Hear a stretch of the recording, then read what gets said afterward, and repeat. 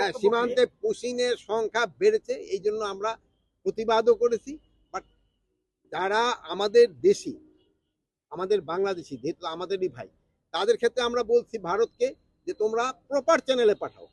তোমরা আমরা যেমন যারা অন্যান্য দেশে যারা আমাদের দেশে অবৈধভাবে থাকে তাদের আমরা কিন্তু প্রপার চ্যানেল একটা আছে ওইটার ভাবে পাঠাই, বাট ওনারা এটা করতেছে না। বাট এই জন্য আমরা তাদের বলতেছি যে তোমরা প্রপার ভাবে পাঠাও।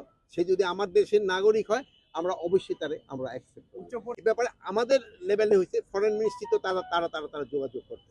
আপনারা আপনারা বলছি যে গত ঈদ কিন্তু মাশাআল্লাহ অনেক ভালোভাবে হয়েছে, যেটা আপনারাই কিন্তু বিভিন্ন মাধ্যমে আপনারা প্রকাশ করছেন।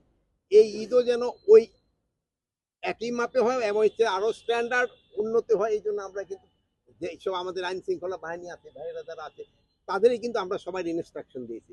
এবার আল্লাহ দিলে ঈদের সময় এবং অন্যান্য সময় পরিবেশ আরো ভালো থাকবে আল্লাহ। আমাদের সীমান্তে কোনো ধরনের নিরাপত্তার কোনো অভাব নেই। আমরা আমার জনগণ সম্পূর্ণভাবে নিরাপদ এবং সীমান্ত সম্পূর্ণ নিরাপদ। আমার বাহিনী সব সময় যে কোনো পরিস্থিতি মোকাবেলা করার জন্য প্রস্তুত আছে। কোনো রকমের অশান্তি এখানে বর্ডারে হবে না আল্লাহ। এটা কোনো কারণে শিথিল হয় নাই। তা আপনাদের ক্ষেত্রে একটা শুধু অনুরোধ করব, আপনারা সত্যি সংবাদটা প্রকাশ করবেন। যদি কোনো সংবাদ একটু বেশি প্রকাশ করা হয়, এক্সাজারেট করা হয়, প্রতিবেশী দেশ কিন্তু একটা সুবিধা পেয়ে যায়। এই জন্য আপনারা সবসময় সত্যি সংবাদ প্রকাশ করে আসছেন, ওইটি আপনারা প্রকাশ করবেন। এবার এইটা যদি আপনি জারি রাখেন, আইন শৃঙ্খলা পরিস্থিতি এবং অন্যান্য জিনিস অনেক উন্নতি হবে। আর আপনারা আমাদের সাথে যেভাবে সাহায্য এবং সহযোগিতা করে যাচ্ছেন, আপনারা এটা বজায় রাখবেন। এটা যদি বজায় রাখেন, আইন শৃঙ্খলা পরিস্থিতি এবং অন্যান্য এই যে পরিস্থিতি উন্নতি হবে। আপনি দেখছেন দ্রব্যমূল্য কিন্তু আমরা কিন্তু একটা সহনীয় পর্যায়ে আছি।